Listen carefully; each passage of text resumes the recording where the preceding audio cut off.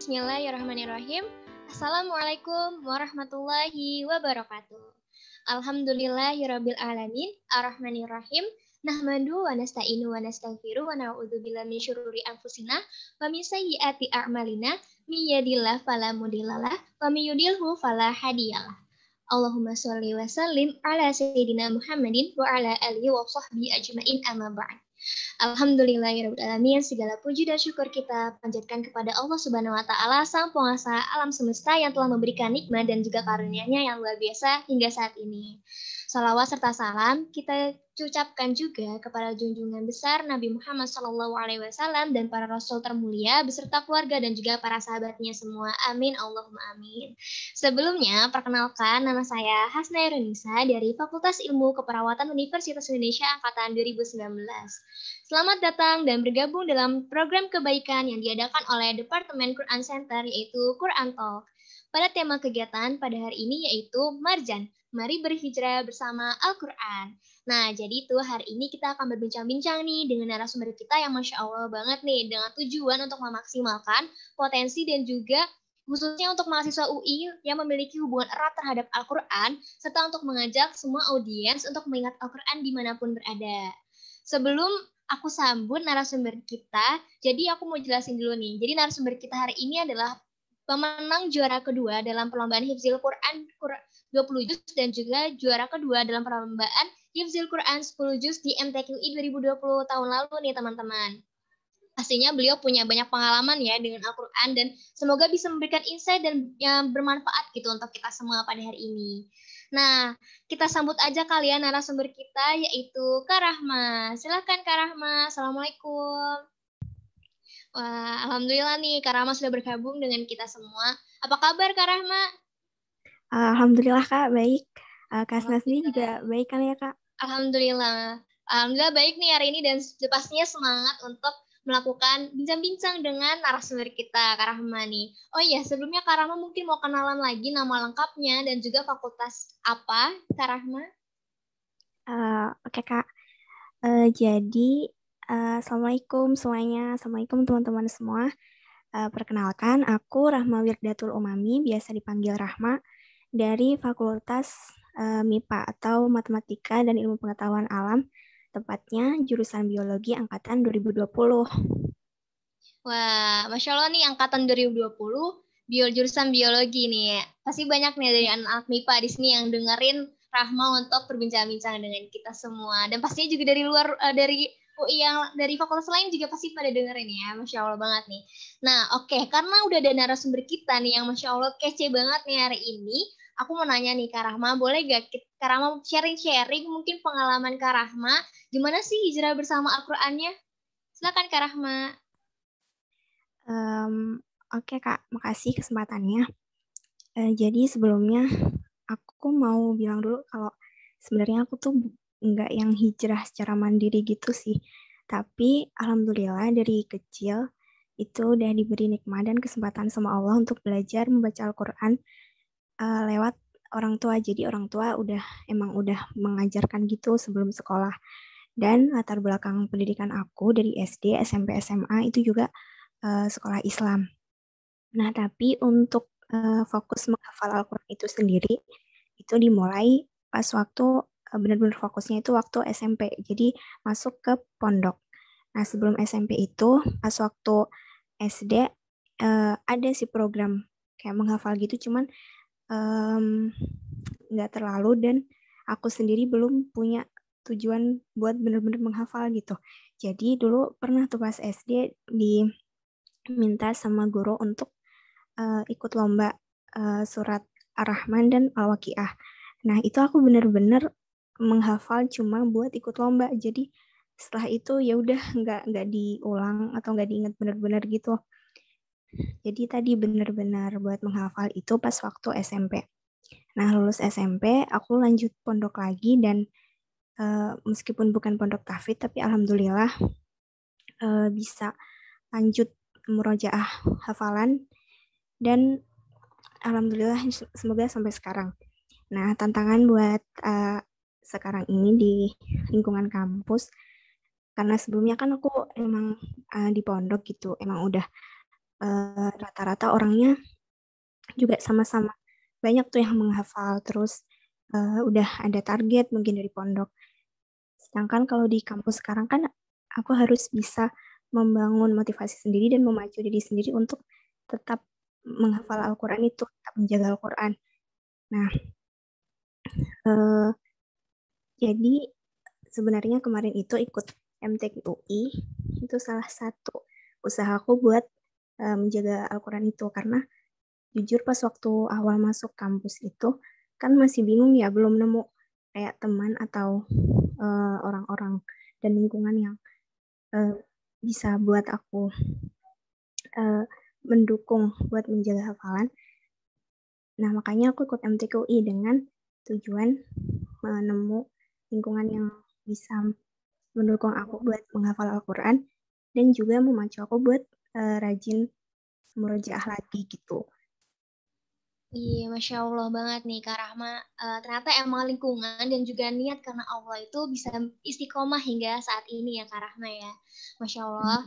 Oh iya nih Kak, kan tadi kita udah dengar-dengar nih cerita Kak Rahma itu tentang hijrah bersama Al-Qur'annya ya. Dan ikut juga nih berbagai perlombaan untuk bisa menjaga hafalannya juga, sekalian murojaah juga pastinya. Nah, Kak Rahma sendiri punya fun fact gak sih tentang Kak Rahma dan juga Al-Qur'an gitu? Mungkin bisa jadi motivasi buat kita nih, mungkin bisa Kak Rahma jelasin? Silakan Kak Rahma.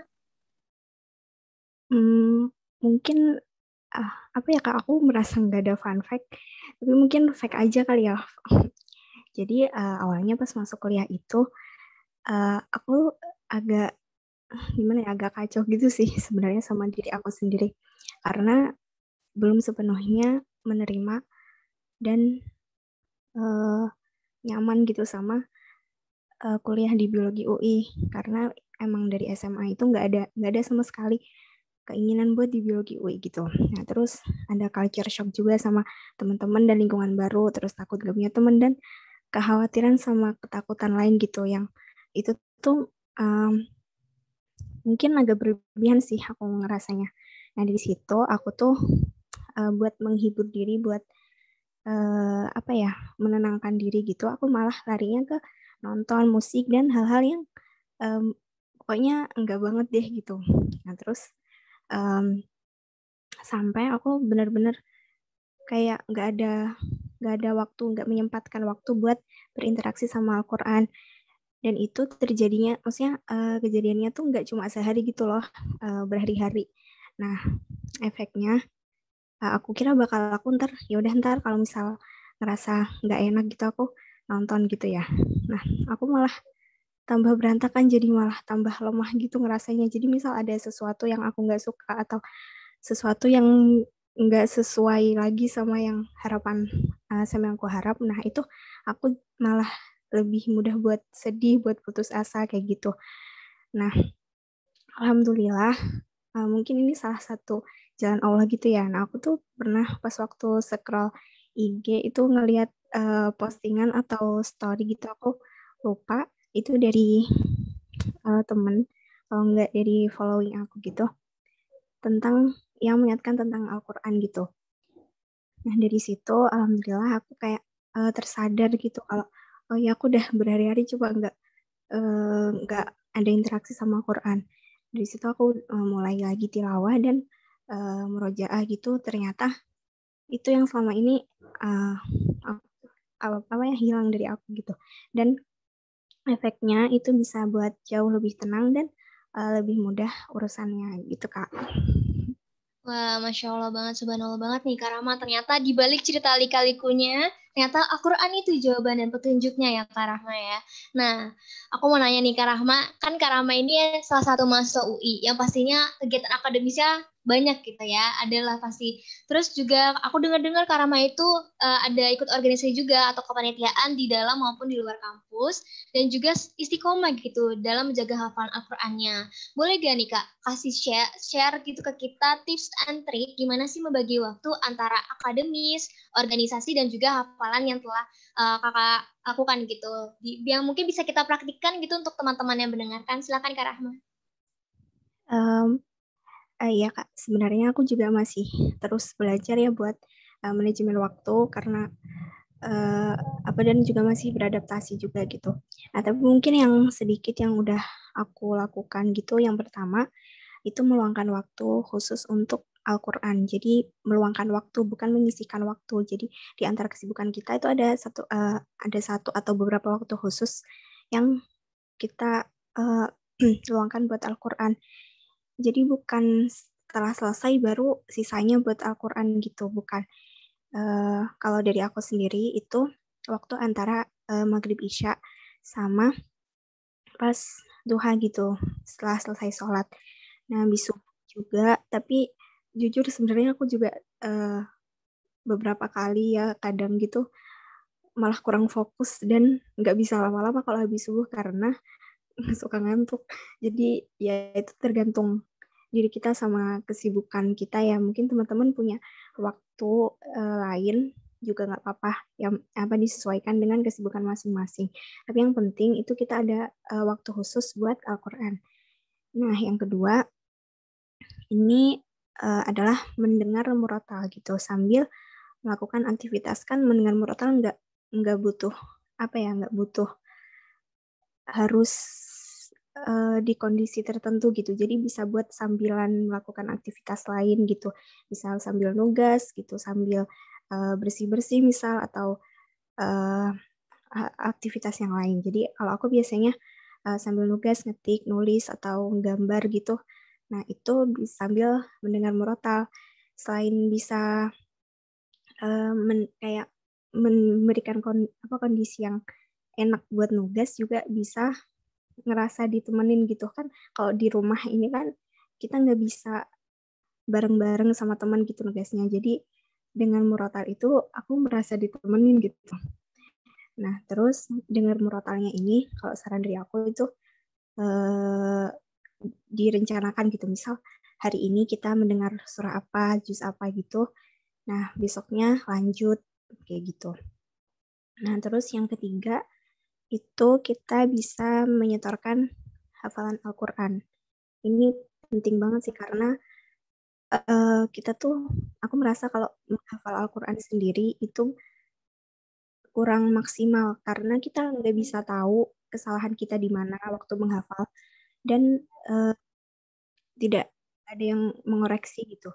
Jadi setor hafalan itu bisa ke teman, partner murojaah atau misal kita ikut program tahfidz gitu.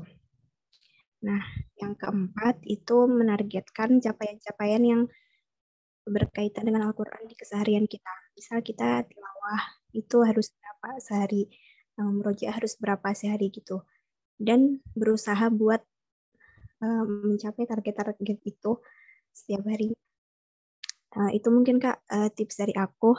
Tapi memang uh, buat istiqomah itu sangat susah sih kadang karena uh, apa ya, kesibukan kita mungkin tiap harinya tuh nggak selalu sama. Misal tiba-tiba ada hal-hal insidental gitu yang nggak kita rencanakan. Tapi yang terpenting kita kayak ada usaha gitu dan uh, meluangkan waktu buat Al-Quran. Itu sih Kak dari aku. Oke, wah, Masya Allah banget nih, Kak Rahma, tips dan triknya buat kita semua. Berarti Al-Quran itu bukan nunggu waktu luang, tapi memprioritaskan waktu kita untuk membaca Al-Quran. Misalnya tadi, karena kita pagi hingga sore itu udah ada akademis, nanti dia sambil mendengarkan murotal, terus tadi juga dikasih tips kalau misalnya sehari satu juz kayak gitu, dan berurutan. Terus setelah itu kita harus mempunyai waktu yang khusus gitu untuk membaca Al-Quran. Misalnya maghrib hingga isya kita tilawah Al-Quran atau setelah sholat subuh. Dan juga punya lingkungan atau partner lingkungan Al-Quran yang bisa saling mengkoreksi satu sama lain. Dan yang terakhir adalah target untuk mencapai target Al-Quran itu hafalannya. Masya Allah banget kan tips-tipsnya nih teman-teman. Nah, kalau dari kakak sendiri nih, ada gak sih kak benefit yang dirasakan selama menjaga hafalan? Tadi walaupun emang kakak tuh kayak hampir semua itu benefit gitu, udah disinggung-singgung dikit gitu kan terkait manfaatnya. Nah, ada tambahan lagi kak dari Kak Rahmah terkait benefitnya, terus bisa jadi motivasi buat kita nih yang mendengarkan dan bisa melakukannya gitu. Silakan Kak Rahmah. Manfaat menjaga hafalan sama dengan dekat dengan Al-Quran kan udah banyak gitu ya disebutkan sama Allah, sama Rasul di hadis, sama Al-Quran itu sendiri. Baik yang kelihatan maupun yang nggak kelihatan gitu ya. Nah, mungkin Aku bakal sebutin yang udah bener-bener aku rasain gitu ya, Kak. Jadi yang pertama itu tadi sesuai sama cerita aku yang udah aku sebutkan di atas. Yang pertama tuh menenangkan hati dan pikiran.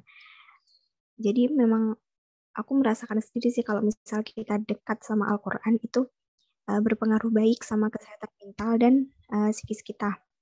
Terus yang kedua, membuat waktu menjadi berkah dan produktif.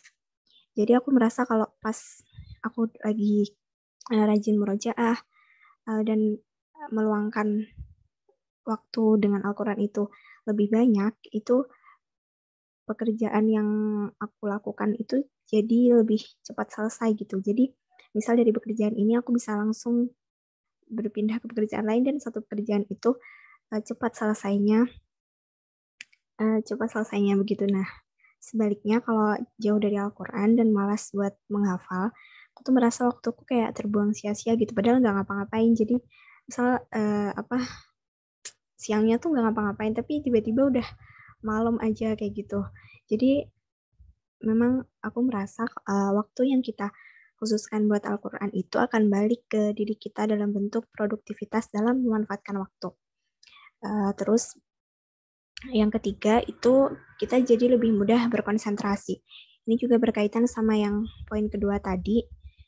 Kan ya menghafal itu kan pekerjaan otak ya, butuh konsentrasi, daya ingat dan berpikir gitu ya. Nah, jadi otak kita tuh terbiasa untuk melakukan hal-hal tersebut. Jadi kalau misal kita ada pekerjaan, tugas, atau aktivitas yang membutuhkan kerja otak kita sudah terbiasa, jadi kita lebih mudah untuk menyelesaikan pekerjaan tersebut. Nah, terus yang keempat, itu menjaga diri kita.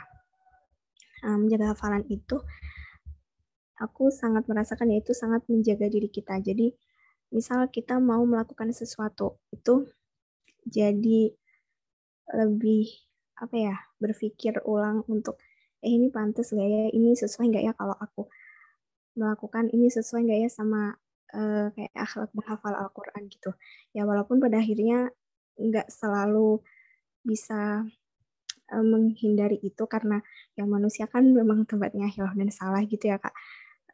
Tapi itu cukup membantu buat berpikir ulang gitu setiap mau melakukan sesuatu.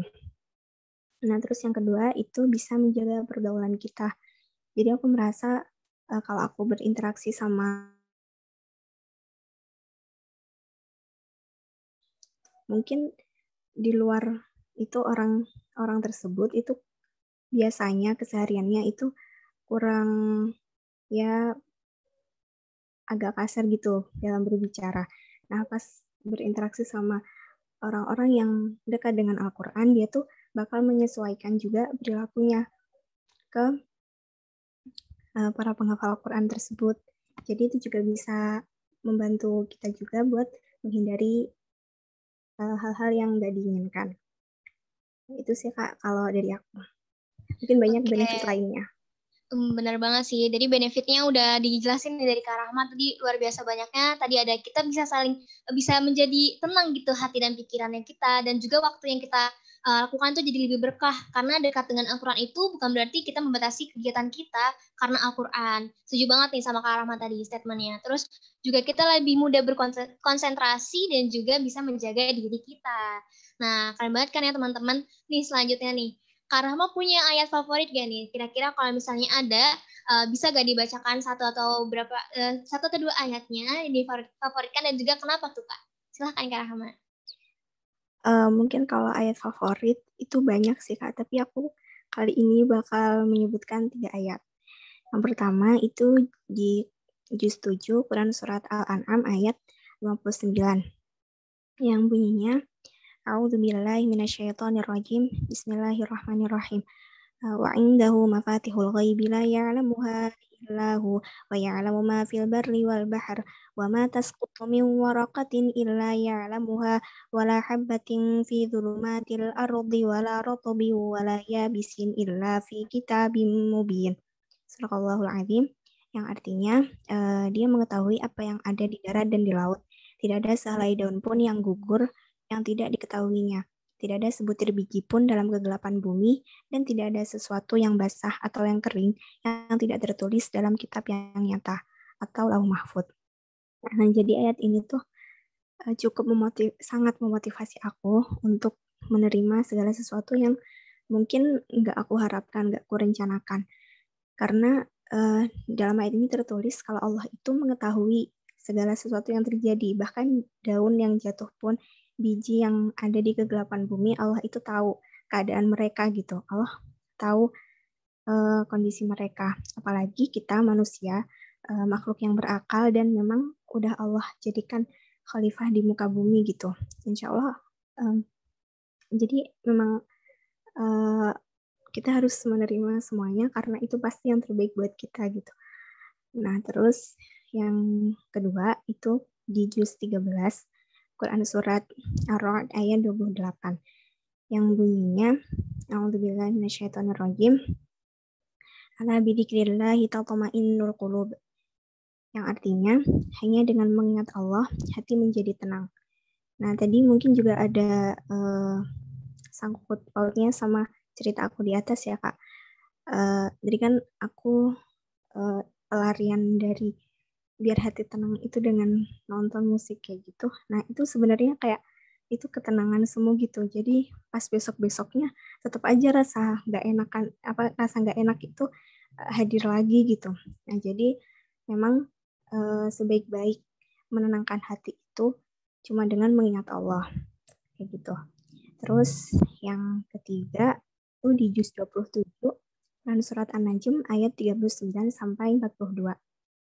Nah, yang bunyinya A'udzu billahi minasyaitonir rajim. Bismillahirrahmanirrahim. Wa an laisa lil insani illa ma sa'a wa anna sa'yahu sawfa yura thumma yujzahul jazaa'al awfa wa anna ila rabbikal muntaha.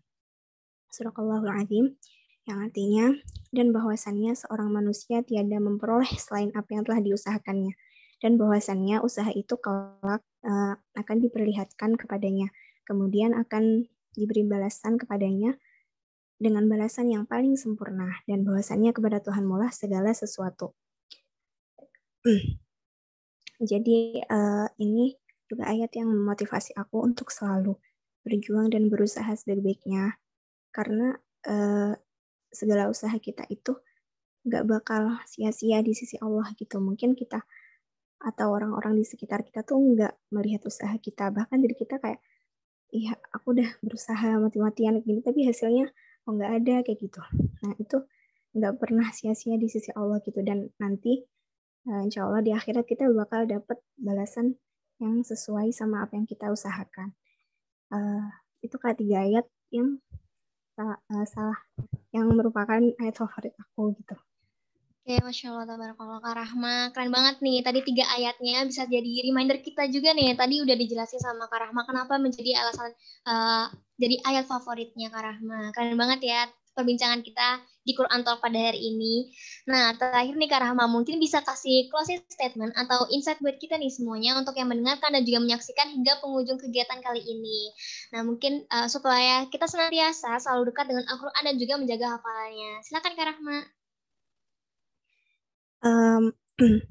Jadi Al-Quran itu telah terjamin keterjagaannya oleh Allah.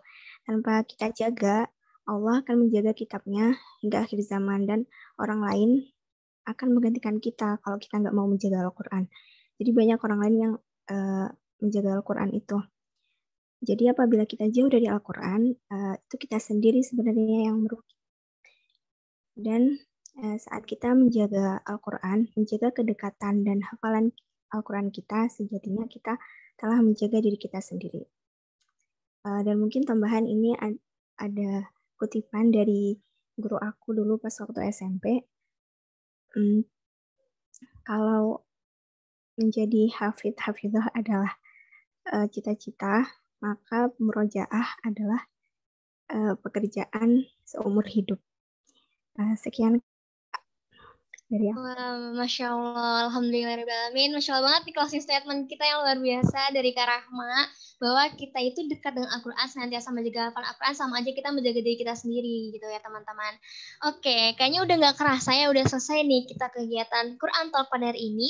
Jazakillah khairan kasir Kak Rahma selaku narasumber kita pada kegiatan Quran Talk sesi kali ini yang bertemakan Marjan, mari berhijrah bersama Al-Quran. Nah teman-teman, kita udah selesai kegiatan Quran Talk-nya. Semoga dapat bermanfaat untuk teman-teman semua. Mari kita tutup dengan membaca istighfar sebanyak-banyaknya dan juga seikhlas-ikhlasnya. Astagfirullahaladzim. Dan juga dilanjutkan doa penutup majelis. Subhanakallahumma wa bihamdika asyhadu an la ilaha illa anta astaghfiruka wa atubu ilaik. Jazakumullah khairan kasir untuk teman-teman dan juga Kak Rahma yang telah membagikan tips dan triknya buat kita semua. Semoga bermanfaat untuk kita semua. Dan juga untuk teman-teman yang mendengarkan dan juga menyimak Quran Talk pada hari ini, jangan lupa ditunggu Quran Talk berikutnya dengan narasumber yang keren juga dan menarik pastinya. Saya Hasnairunisa selaku MC kegiatan pada hari ini. Saya undur diri. Wassalamualaikum warahmatullahi wabarakatuh.